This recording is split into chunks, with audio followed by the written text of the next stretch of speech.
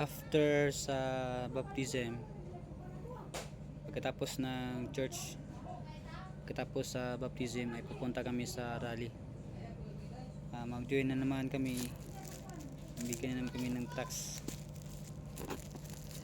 So sino ang mag-sponsor dyan sa trucks? Willing po kaming tumanggap ng trucks. Need po namin yung trucks. Actually wala na pong trucks, ito na lang yung iniwan. So yan po, no, kung sino yung makaabot nito ng video nito.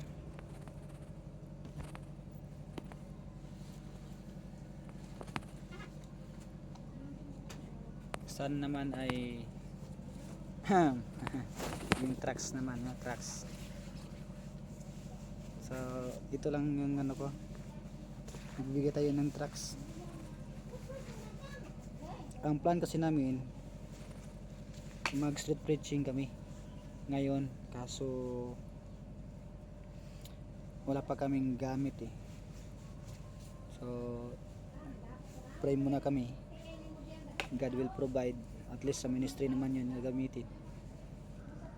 Alam ko po ay darating din yun na makabalik tayo sa street preaching.